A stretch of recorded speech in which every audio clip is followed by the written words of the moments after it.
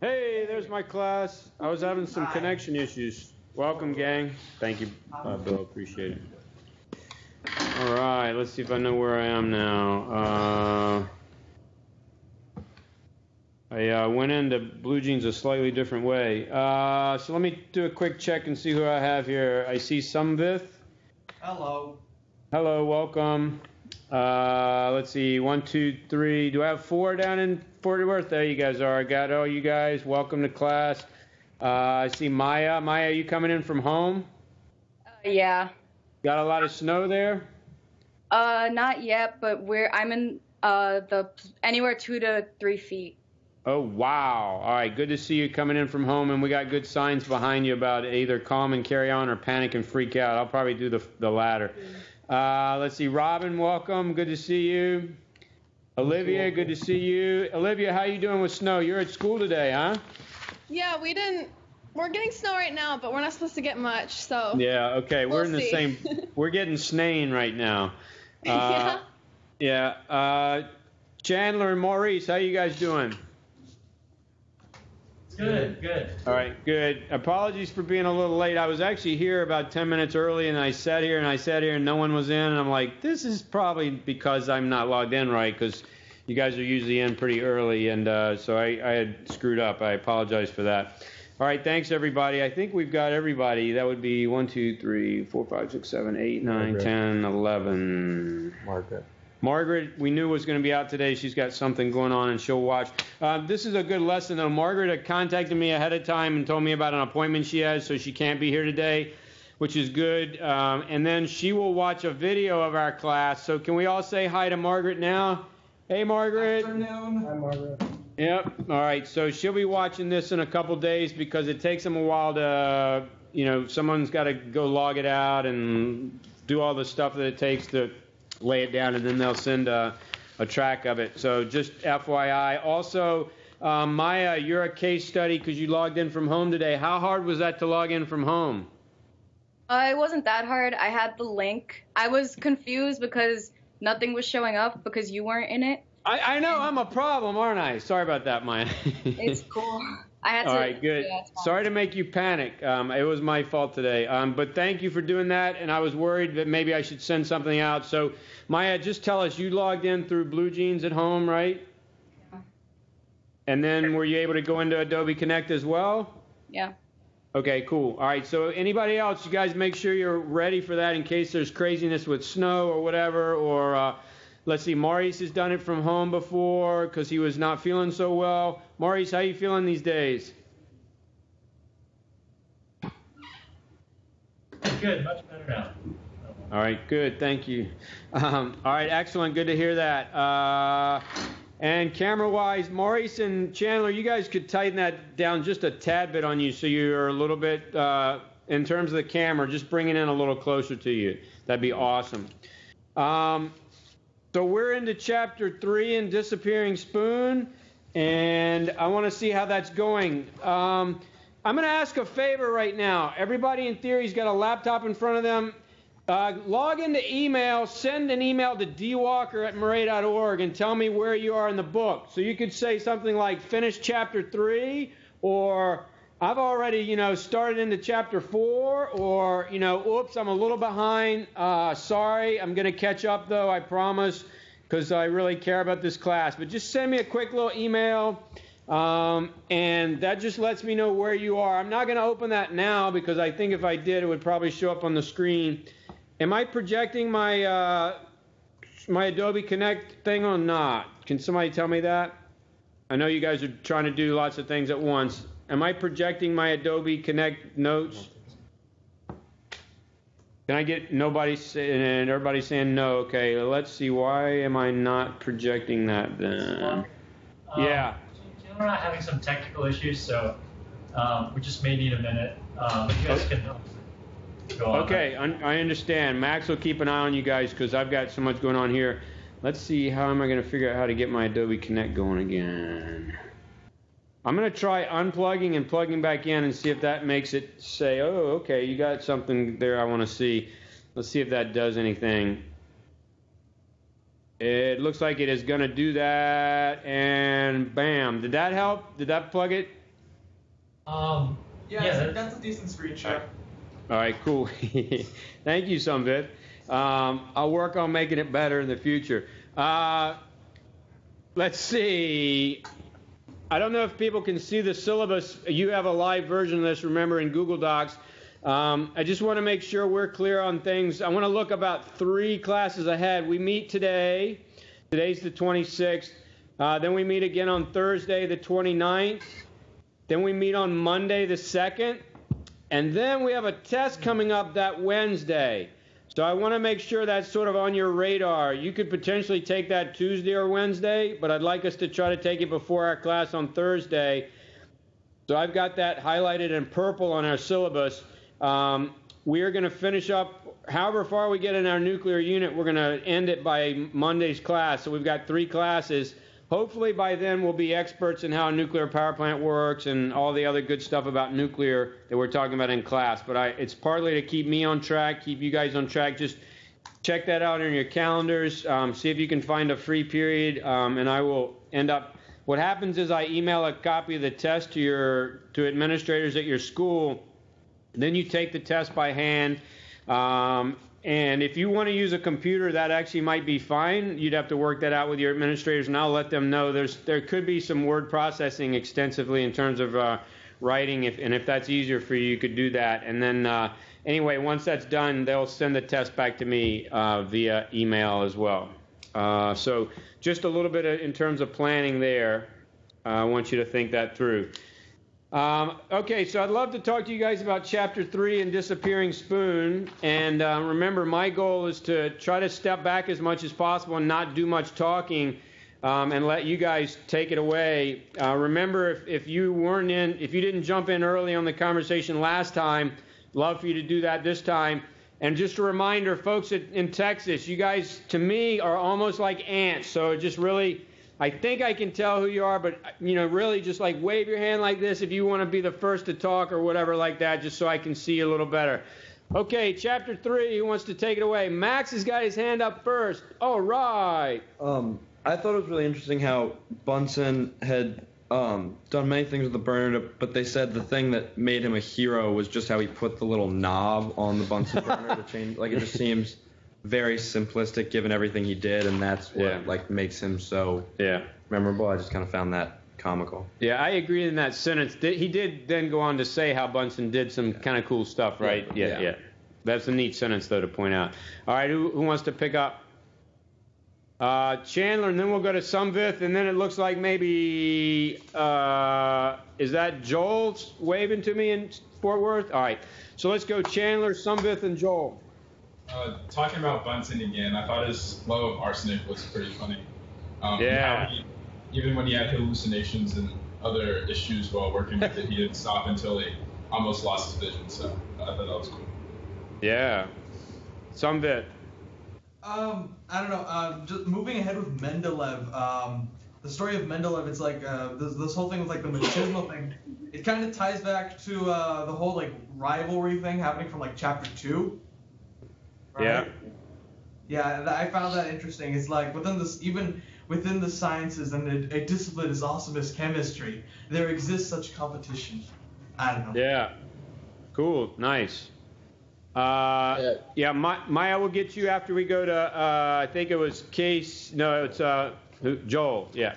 Thank you. Yes. Kind of off of what Samvit was saying. I thought it was neat how Meyer kind of came up like simultaneously with the same ideas that Mendeleev came up with, and like what really made it stick for Mendeleev was that he came up with predictions, and it just like happened to be true for one of the elements. Although he had like a bunch of predictions that were wrong, people just remembered that one and were like, oh no, he did all this great work. He could even predict like new elements that would come up, and he even tried to take credit for it.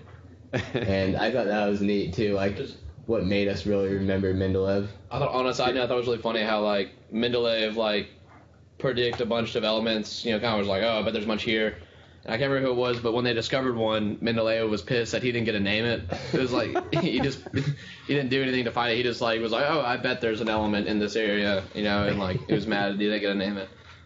Yeah, I love the guy's name. It's French, and it's only part of it because it went on forever. But it was Lecoq de Boisbaudelaire, and I think I messed that up even still, but yeah, some fun stuff there.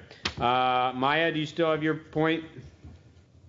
I just thought the title was cool, and I didn't get the title of the chapter until the last page with everything in Sweden, which was just, I don't know, I liked that.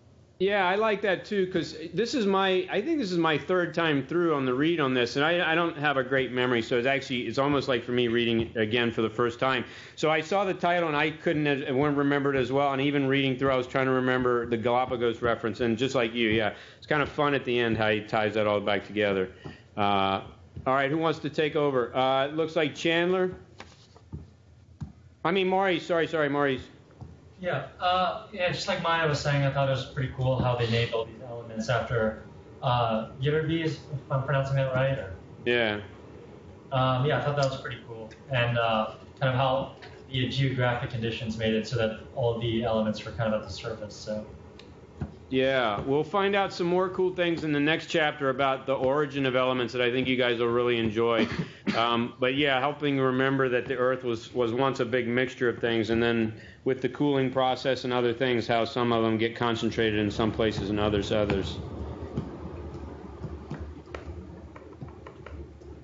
Max. I think this is kind of going off Joel's point just back to Mendeleev, how it's interesting, like how he is so memorable. Not only that he predicted the one thing right, but also it was their sayings like he has a story, and it was how he came up through in such a tough times, but also in just such a weird and different way that that's also the reason why he's credited, just because history loves a good story. Yeah.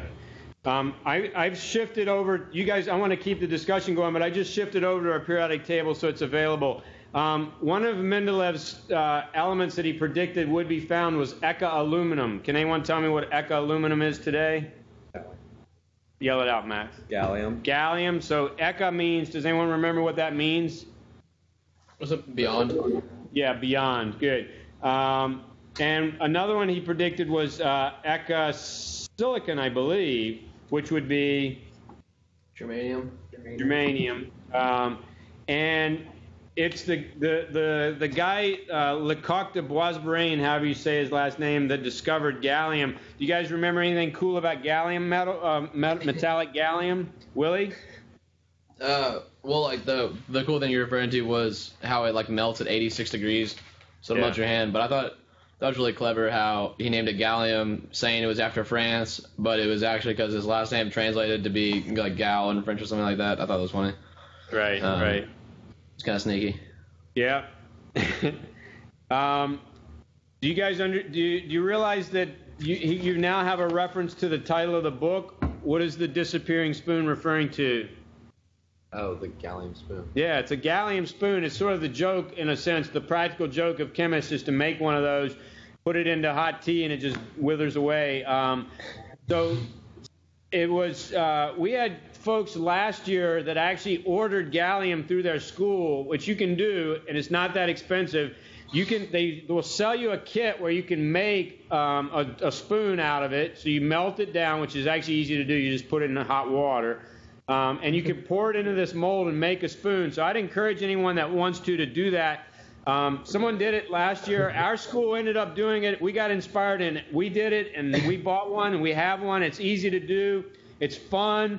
Probably less than $100, and for most chemistry departments, that's chump change. So I'd encourage you to consider doing that. Let me know if you do it, and we'll get you to show it to us live, and maybe even make it dissolve for us, or disappear. I keep saying dissolve. I mean disappear in class by melting away. And Max, if you want to play with gallium, we have it at Murray. So, yep. And you guys have it at Hopkins, Maya.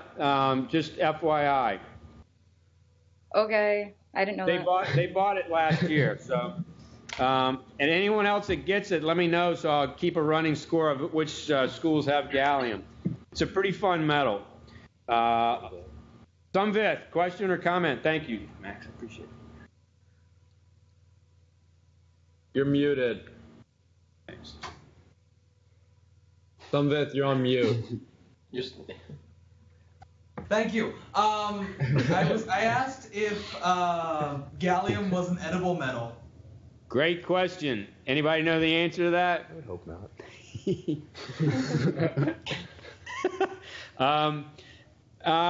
I don't know that you want to use the word edible. It's supposedly non-toxic. So, like, I'll hold it in my hand and have it kind of melt, but I always wash my hands. They say it's not that bad of metal. It's one of the first things I wanted to know before doing much with it.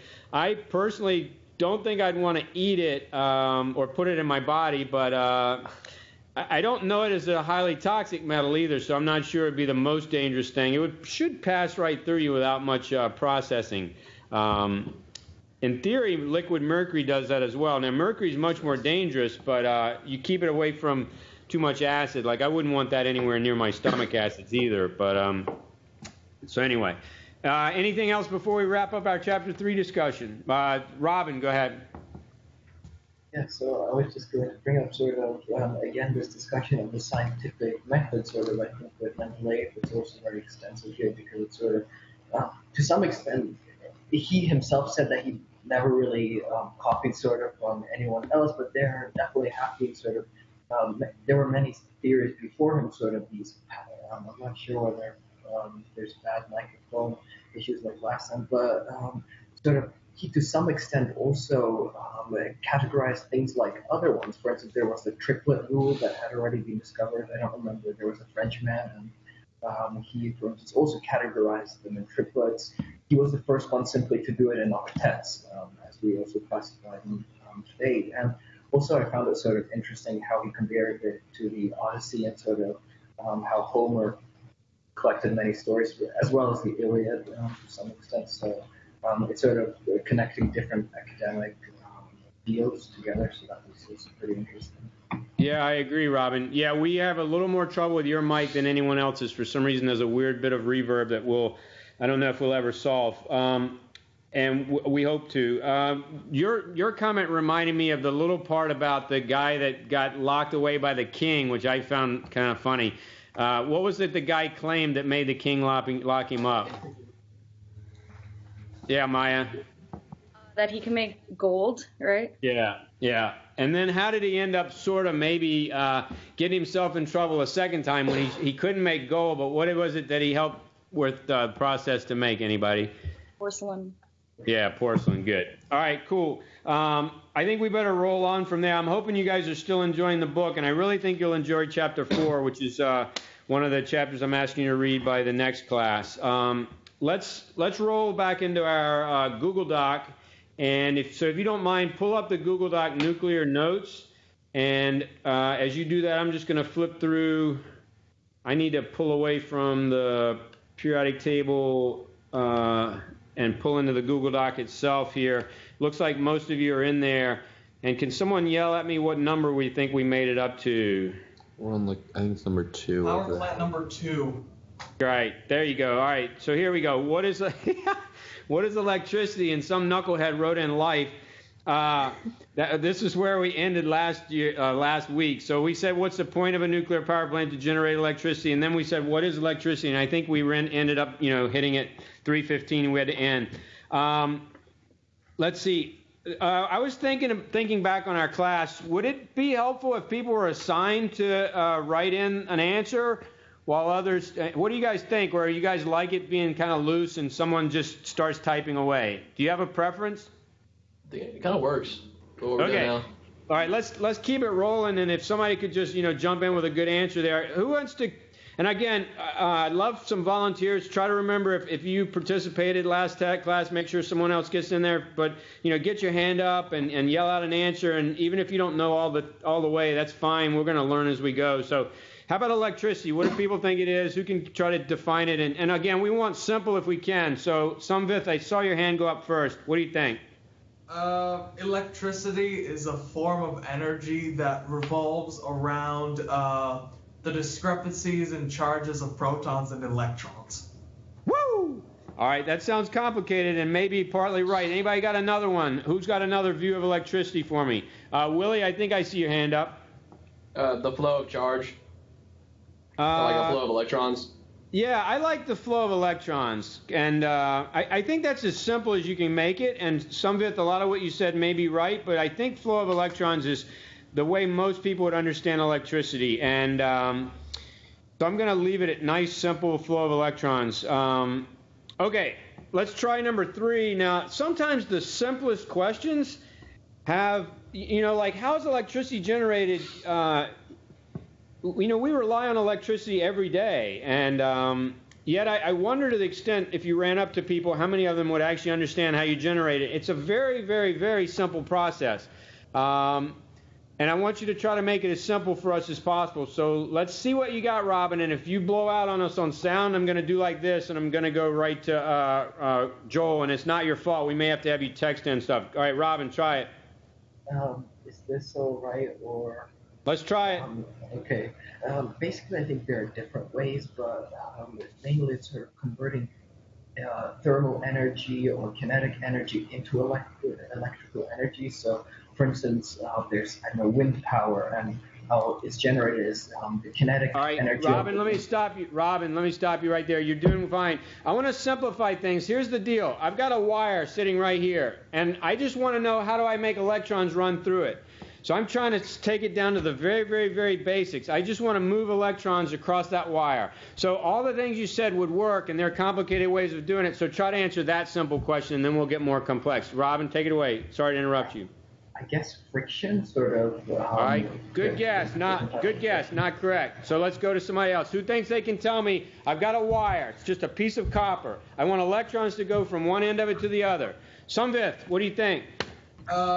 In order for electrons to flow from one side to the other, there needs to be one side with more electrons than the other. Kind of like air pressure. All right, good guess, but that's not the way it's going to work. I can make electrons move through a wire by not doing what you just said, so not what we're looking for. Notice, this is a very simple question. I can't see in Fort Worth until you guys start talking, but I'm going to guess Chad. This is kind of a guess, but if you move a magnet with respect to a wire, it's going to create a current. That's what we're looking for. We want to keep it simple. Woo! Chad, way to go, brah. All right, so basically, if you move a magnet past a wire, you make the electrons flow. It's that simple. And yet, you could argue maybe it's that complex. So you simply move a magnet past a wire and electrons start moving.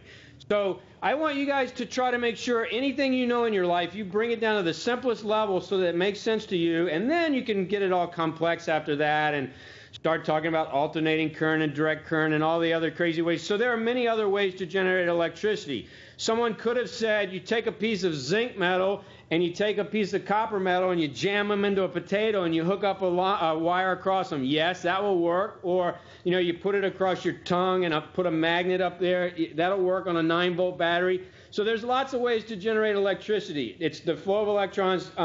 If you want to make it on a large scale, though, typically in the easy way we generate it as humans is we move a magnet past a wire.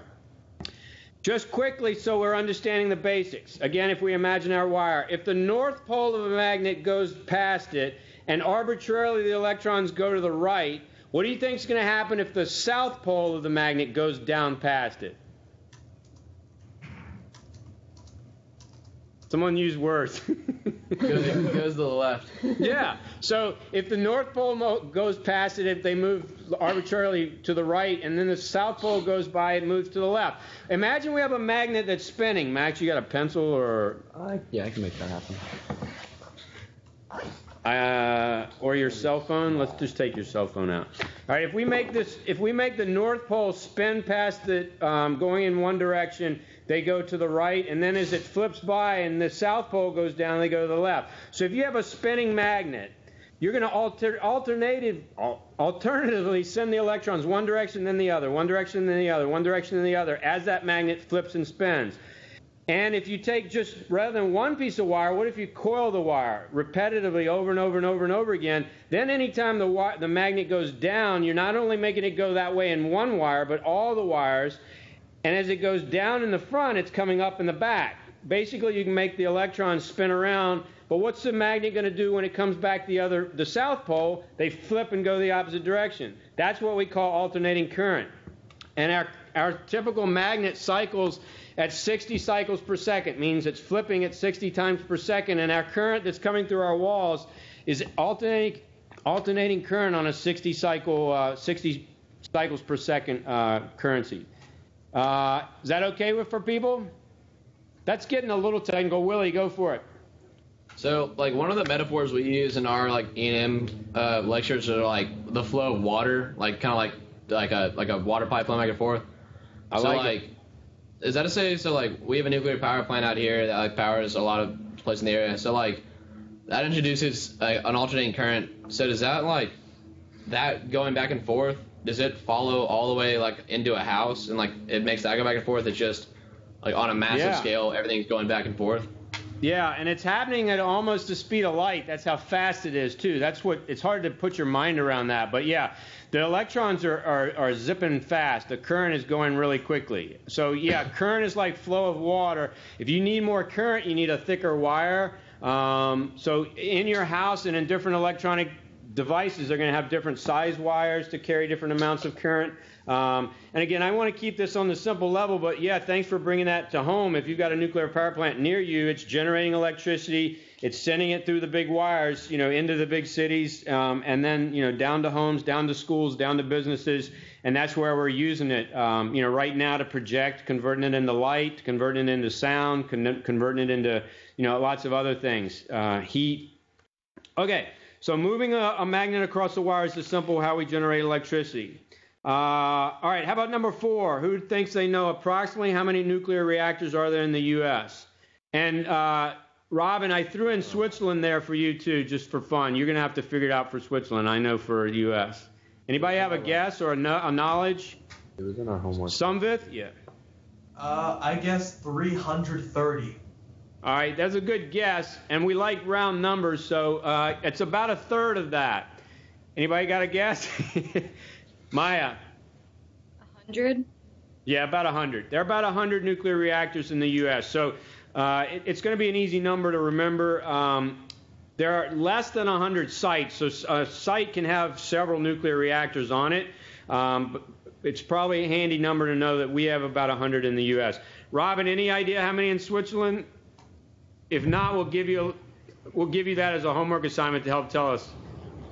I was actually looking this up. We have 4 active nuclear reactors. Four active nuclear reactors? But there's one nuclear reactor which actually was sort of like a small Chernobyl, sort of like Fukushima. Yeah. But it's basically everything's cleaned up now, so there's people living there, etc. So yeah. Gotcha. All right, another little thing, just again, I think it's important. What percentage of electrical power in the U.S. is generated by nuclear power? Anyone have that number, roughly? Again, I'd like a nice round number here. It's a pretty nice whole number. Willie, looks like you got it. Is it like 25, 30? I think it's 20. And that number may change a little bit, but I believe we're about 20% of our electrical power in the U.S. is coming from nuclear. How about France? They're big into nuclear. Sumvith? 80 to 90? The number I have in my head is 70. I don't know if you've seen anything online. Casey, were you having a number that you wanted to throw out? I was going to say 65, so yeah. Yeah, we'll round your number up. I think it's about 70%. I think you're right on there. So just to give a sense of that, anybody have a sense of what our number 1 source of electrical power in the U.S. would be? Since clearly about a fifth is coming from nuclear, what do you guess the biggest one is, Willie? I think it's like 30% coal. Natural gas is about 30% now too, and then nuclear 20, and the last is like renewables. Pretty sure. Yeah, I think it's as close to 40% coal, but you could be right. I don't swear by these numbers, but yeah, I think coal is our number 1. And actually, it looks like we're leading into this question with what percentage of electrical power comes from other energy sources: coal, petroleum, natural gas, wind, solar, other in the U.S. Why don't you guys take 10 seconds to Google this real quickly, and we'll see if we can get a rough idea here. What did I do? Somebody just... Yeah, thank you. That's all right. It's the danger of a Google Doc where we can change everything. I'll let you guys do some quick Googling and see what we can do, and... Let's see if I can type coal equals... Coal says 39. What? Coal is 39. Coal's 39. You know what? I'm a rounding kind of guy, so if it's 39, I'd say 40, just to make life easy. That's going to stick in our heads better. What do you think? Natural gas at 27. All right, natural gas is 27. All right. Any other numbers? Nuclear at 19. Nuclear at 19. What do we call that class? 20. All right. What else? 7. Who? Hydropower. Hydropower. Yeah, I don't know why I said hydro. And then renewable at 6.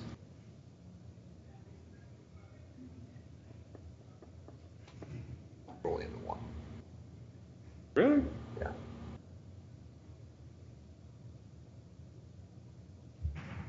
Okay, so hydropower, can someone explain just quickly so we know what we're talking about? What's hydropower? Take 10 seconds or left. Willie? Like you have a big dam, water flows through, moves turbines next to Madnex. Bam. There you go. Yeah. There you go. Yeah. So, yeah, what's your they're asking your source. What was your source? My source, the U.S. Energy Information Administration. U.S. Energy Information Administration. I'll put the and again, link. we're going to consider these rough, and it's probably the kind of thing where it is the kind of thing that slowly changes. And if you add up our percentages, I'm not doing it in my head, but it doesn't come to 100%. It looks like we may be a little low.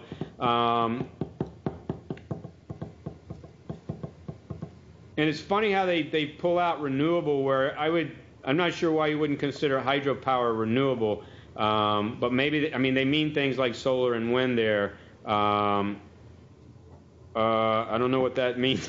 101%. Well, it's just because you rounded coal and nuclear. Oh, if it totals to 101%? Well, yeah, because the coal was. Oh, okay. 39. Oh, yeah, I guess 40. Yeah, I guess we're getting up there pretty quickly. So should we drop nuclear back down to 19? All right, you guys decide. Again, I sort of want us to have a rough idea, and I don't think we have to memorize too much stuff there. And thanks for throwing out the source for us. Okay, all right, let's get into some good stuff here. What is the fuel for a nuclear power plant? And again, I'm hoping you guys are picking this stuff up from your reading. And though there may be different fuels for different power plants, for the most part, majority of them run on one thing. Is that Joel that's ready to go? Yes. Yep. Is it enriched uranium-235? Nice, I like it. Yeah, I just say uranium-235, but yeah, you said enriched, so let's put the word in there. Enriched uranium-235, because what you dig up out of the ground, just regular old uranium won't work. Excellent. So enriched uranium-235. Now we get into some yeah, Maurice, go ahead. I thought it'd just be cool to mention that in China, I think like hydroelectric accounts to like close to 1/4 of their electricity. Wow, that's big. Nice. Thank you for pointing that out. That's great, Max. I just had a question about the enriched uranium from the reading. It said that the enriched uranium they use in power plants is like 2 to 3% enriched, but then the bombs are like 90% or something. Is there could they enrich it more to increase? I just feel like there's a huge discrepancy there. Like, Great is there question. a danger in enriching it more? Yeah, I hope everybody understands Max's question, and that's something we'll talk about and make sure I address if I don't. I want to see, Robin, you look like you have a question before we go to that. Go. I hope you can hear me. I was just going to ask sort of something related to what I think it was Chandler that said about sort of in Switzerland also there's 70% hydropower because there's of course a lot of mountains and a lot of these hydropower plants. So 70% roughly is of the electricity comes from quite a bit. Wow. Yeah, to be honest, most of that did not come out on our end on the sound side, but I think I heard 70% from hydroelectric. You might text in some of that and people can help translate. Robin, yeah, we are having some major problems with your sound, and I don't know the answer to how to get better with that. Okay, so Max's question, or the comments were about enrichment. Why don't we put the degree to which they're enriched, which Max mentioned. So enriched uranium, maybe right after that we'll put in percentage. It's about 2 to 3%. So actually I'm going to skip over question 8, which is what is enrichment, and ask question 9 and then go back to 8. So what is the natural abundance of uranium-235? Anybody know that? Looks like Casey, Chad, you know that? Yes, yeah. It's less than 1%. Correct. It's very low. It's 0.7%. So just to be a little more specific, I think that's a decent number for you guys to know. I'd say less than 1, just under 1% is okay, fine too, but it's 0.7%. So when you dig up uranium, 99.3%, that's the pretty much the rest, is uranium-238. And for fission, it's useless. Uranium-238 is non-fissionable. So for us, for at least fission, it's considered trash. So 0.7%, 0.7% is uranium-235. And Max is right. Power plants use it about 2%, 3%. I have the number 3% in my head. I feel like I've seen as high as maybe 4 or 5, but I feel like about 3% is the magic place to be. So let's talk about, and maybe this is a giveaway, what is enrichment? If you go dig up uranium in the ground, it's only 0.7%. We need to get it to 2 to 3%. Maybe this is leading in. What is enrichment? It almost sounds like that. If you so Willie, I see your hand up, but I'm going to move to somebody else. Let's go to Joel. And I appreciate the hand. I just need to spread it. Joel. Is it like concentrating it? Nice. Excellent. Well played. Yeah, it's beautiful. Nice. Keep the word simple. What is enrichment? That's concentrating it. It's really raising it from 0.7% up to 2 to 3%. Now, that word also works for what Max said. Max, give us your numbers about a bomb again. A bomb does not work if it's 2 or 3% uranium-235. I remember it being like 90 or something. It's got to be about 90, 95% fissionable material to be a decent bomb. And again, I think this is kind of a scary concept. What is a decent bomb? If you think about it, it's only meant for destruction. That's why I hate hearing the words coming out of my mouth. We're in a reality where people do try to make these things, though. So if it's 90 to 95%, that is incredible enrichment, up from 0.7%. There's one good thing, in my view, of why it's very difficult to enrich, and two, so in other words, it's fairly high tech, and two, that's a fairly long way to go from less than 1% up to 90 to 95%. So the good news there is not every country in the world can do that. And the reason I say good news is not everyone has a nuclear bomb. They can, insult someone and then get mad and then blast it off at them. But we are living in a world where increasingly that technology is getting to more and more and more governments and more countries. So it's a complex thing that is not going away anytime soon. So enrichment is concentrating it. And we've started to answer question 10, to what level must uranium-235 be enriched to work in a nuclear power plant? So that's the 2 to 3%. All right, let's get into how is enrichment carried out. Maurice, is your hand up for that or a different thing? Go ahead. Oh, I had a question, actually. Great. So I guess since we can only use uranium-235 for, this nuclear reactor and bombs, what do we use uranium-238 for? Is there, any practical use for us? Yeah. It's used, you'll see this a little bit when you get further in the reading of Disappearing Spoon. It's a very dense heavy metal. So like tungsten, it can actually be used in armor-piercing bullets or ordnances. So the military has some uses for it. Industrial uses for uranium, I don't think are large because it is radioactive. It's an alpha particle emitter, so it's not something you typically want to have a lot around. So I don't know of many good practical uses for uranium beyond military and what we're talking about here, industrial use for generating a peaceful electricity. Oh, nice. Sumvith, you had your hand up for a while, and then we go to Willie. Thanks. Sumvith? A question about this whole enrichment thing. So when you say percent, right? So you have uranium-235, then you enrich it. What does that mean? You make it go from 1 molar to 5 molar? All right, that's a great question. I'm really so glad you're asking that. What you're doing, Sumvith, is you're taking a mixture of uranium-235 and uranium-238, and you're gradually making it so you get more and more and more of the uranium-235 compared to the other stuff around it. So yeah, you are literally making it more concentrated. Almost, it's not a solution per se, but basically what you're doing is taking a sample of it and you're kind of trying to either bring more of it in or take more of the other stuff out, which either one of those processes would concentrate how much of the stuff you want is there per unit volume. Does that help to hear it the way I'm answering that? Yeah, I think. And Somvith, when we get into actually how it's done, this may make more sense to you. Willie, I think you had your hand up.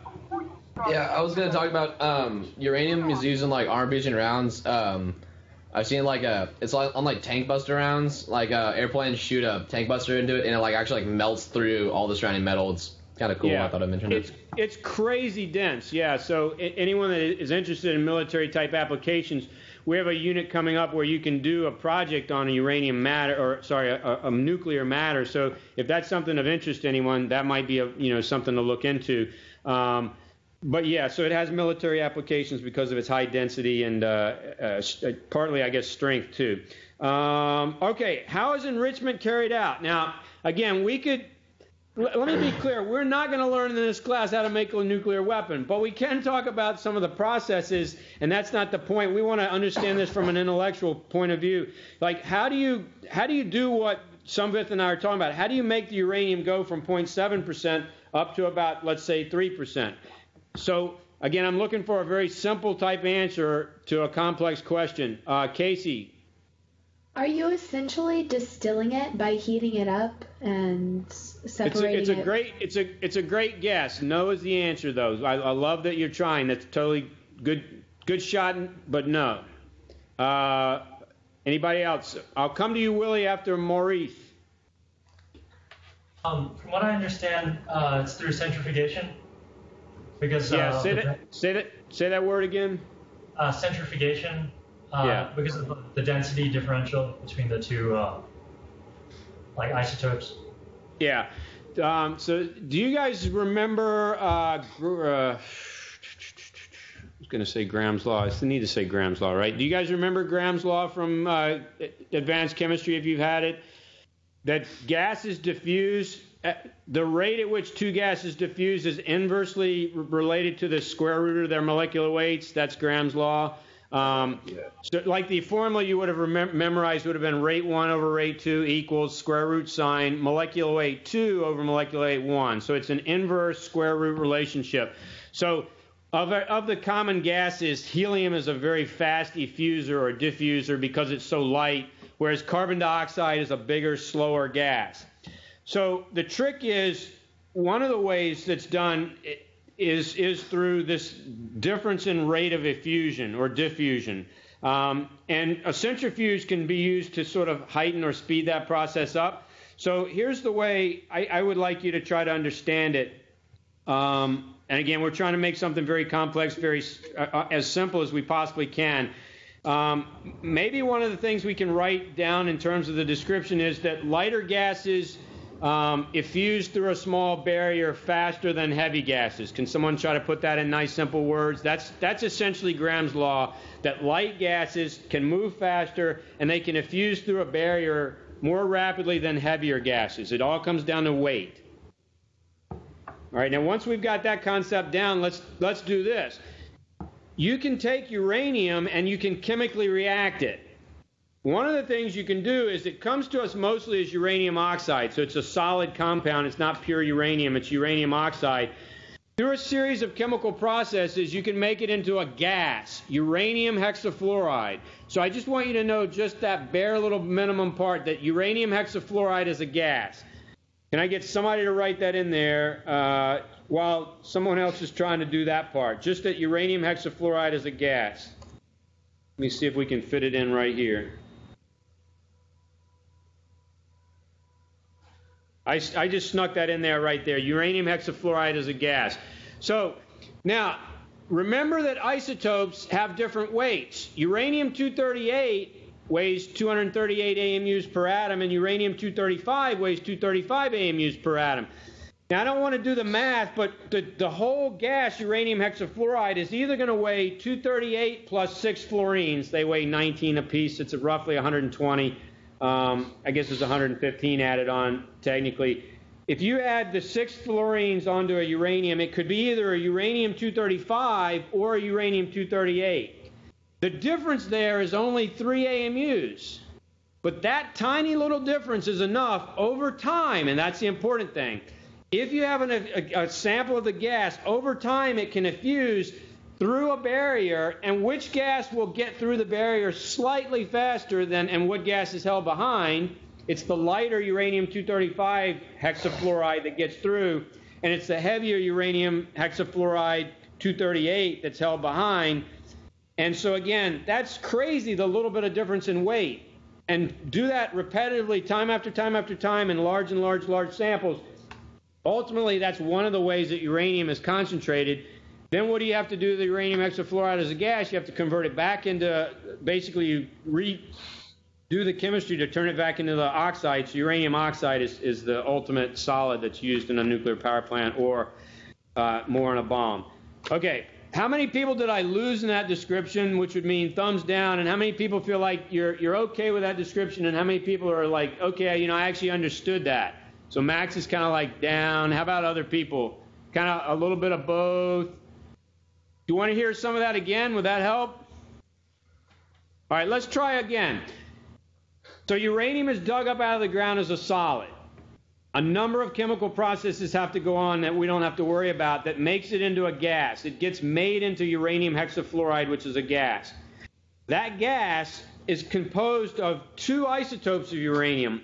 99.3% of it is useless, uranium-238. It's also heavier.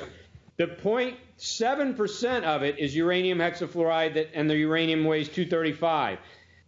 That is slightly lighter than the uranium-238. And as such, as it tries to pass through a small porous barrier, it will be able to get through slightly ahead of any uranium-238. And then, so imagine it's like it just ran from this container over into a container B. Well, then from container B to container C is a small porous barrier, and guess what you have more of in uranium in container 3 is a little bit more uranium hexafluoride, that's 235. Then they try to get through a small barrier into D, into E, to F, to G, and that goes on and on and on and on and on. And gradually you start off with 0.7%, and then you work your way up to maybe, 0.8, 0.9, 1, 1.5, 2, 2.5. You stop at 3 because you're good to go. And finally, that may be hundreds of diffusions later, thousands of diffusions later, you finally have concentrated uranium just enough so you can now use it in a nuclear reactor. Did that help a little better the second time in a different way? Yeah. A little, okay. We don't, like I said, we're not, if you want to go into engineering and how to do this on a level, there's clearly going to be more complexity to that than that. But generally, you use the fact that lighter gases diffuse faster, and you just do that repetitively over and over and over again in a very high-tech way that will allow you to concentrate it. Okay, we got about 10 minutes left. Can someone talk to me about what is a fuel rod? Chandler.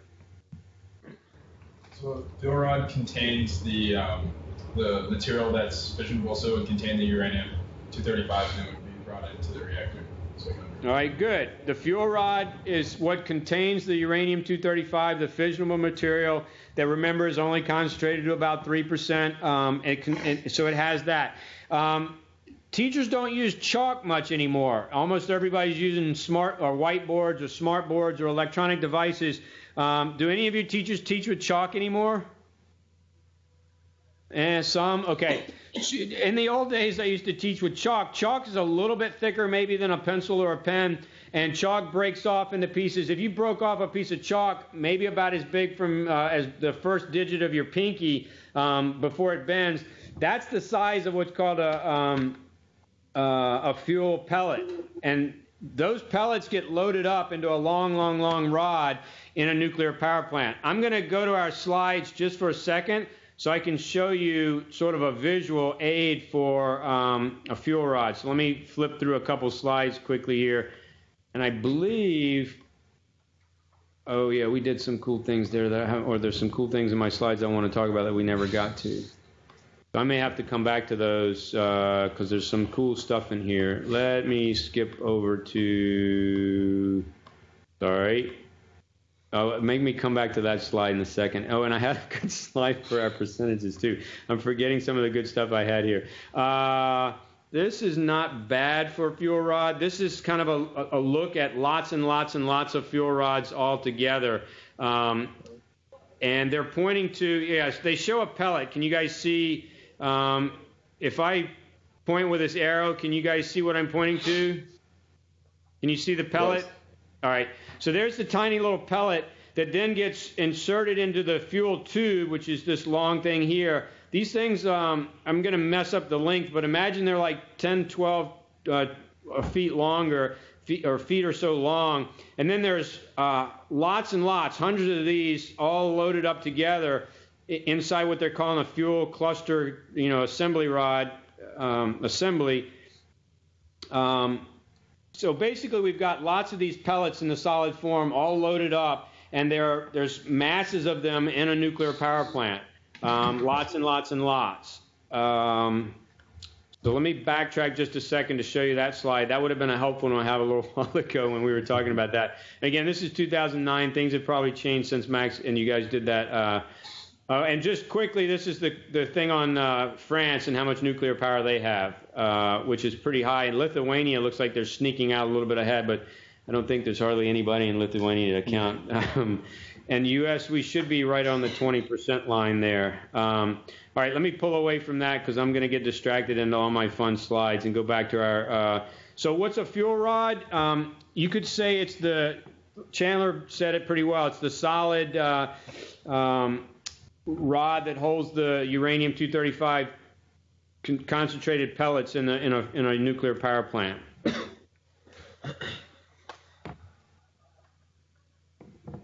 Nobody's writing. Is that too complicated a sentence? Try. And if anyone sees any technical things like, the exact length of a fuel rod, they may vary with design and things like that. But essentially, imagine this large plant with hundreds of these things. And we're going to show some pictures coming up and moving forward. How about someone I think we've said this, but what's the form of the uranium? Meaning, is it solid, liquid, or gas at this point in a nuclear power plant? Yeah, solid. Yeah, it's a solid. Now, at some point, it was a gas to help concentrate it, but then it gets chemically converted back into a solid. So it's solid. So these are solid pellets. And even though it's really uranium oxide, so there's other things in there that aren't participating. And some of that uranium-238 is present, and it just is not doing anything in terms of the reactor. All right, this is a crazy question. I don't know if you're going to know the answer from your research. I'm hoping you have some of the reading I've been giving you guys. How long does a fuel rod last in a working nuclear power plant? Anyone able to pick that up as an answer?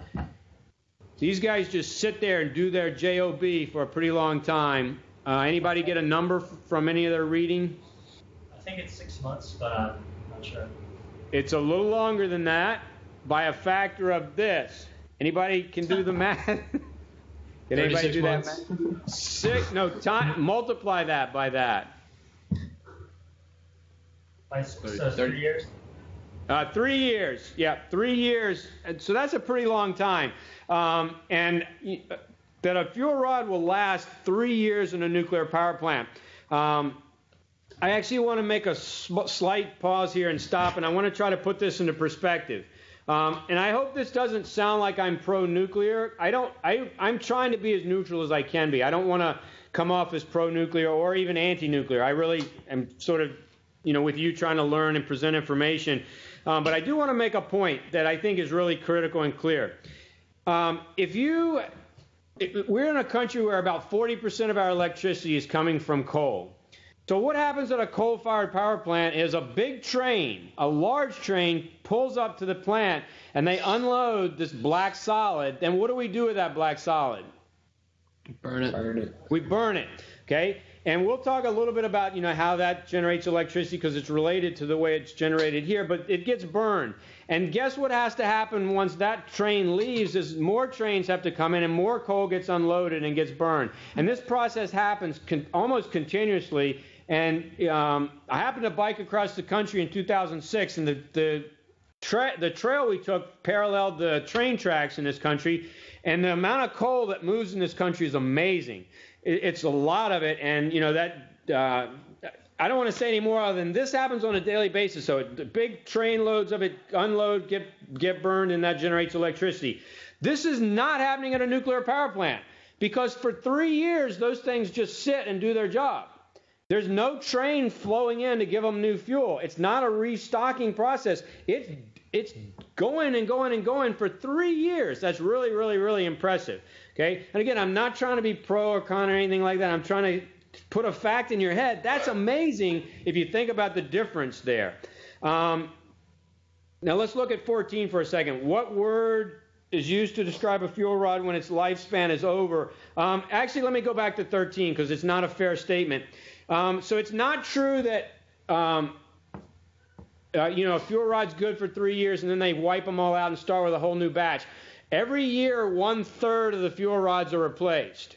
So, at some point they get this figured out. But imagine you go in and you replace 1/3 of them, and then the next year you replace another third, and then the third year you replace the final third, and then by that fourth year you're back to replacing the third, that would by that time have burned out. So you basically have 1 year, 2 year, and 3 year old fuel rods, and then gradually they get cycled in and out. So maybe 3 years with a third being replaced every year is a nice little parentheses to add in there if I could get that from somebody.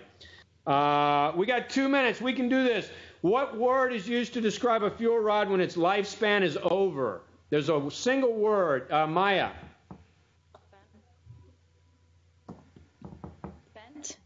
Spent, correct, spent. So it's a nice little single word. Hopefully it's a word that won't be used for me too soon. This teacher is spent, lifespan over. Good. So if fuel rods, once they're spent, we're going to have to deal with that and talk about that. We're not going to have time to go into a moderator. Does anyone quickly have a very short description of what a moderator is or what it does? Willie can help us go. It's like a sheath that's a neutron acceptor. So when the rods are producing, they sheath it with, I think it's cobalt and krypton, which reduces the amount of fission. Yeah, you're defining what I think what you're trying to define as a control rod, Willie, not a moderator. So it's okay. Oh, is that moderator is different than that? Is that a heavy water? Yes, is sir. Is a moderator heavy water? It is one of the types of moderators. Yeah. Do you know what that does? It increases the probability that you're going to get fission. Good. Or does it? Do you know what it does to the neutron to do that? It increases the cross section. I think it's like what the term they use. The cross section is like the probability that they're going to hit, something like that. Okay, yeah, I'm going to make it easier for us to remember, and we're out of time, but it moderates, it slows the speed of the neutron. And that's the bell. We're out of here. All right, I will see you guys on Thursday. Stay up with the syllabus. I got a little more reading about nuclear power. We got one more chapter to read in Disappearing Spoon. And everybody hopefully sent me an email at some point in class. I will see you guys on Thursday with continuation of how a nuclear power plant works. Thanks, guys. Good job. Bye. Good luck with the weather out there. Anyone northeast coast. Maya, Olivia, you guys. Stomvip, you're fine down in Florida. We're not worried about you. Take care, Robin.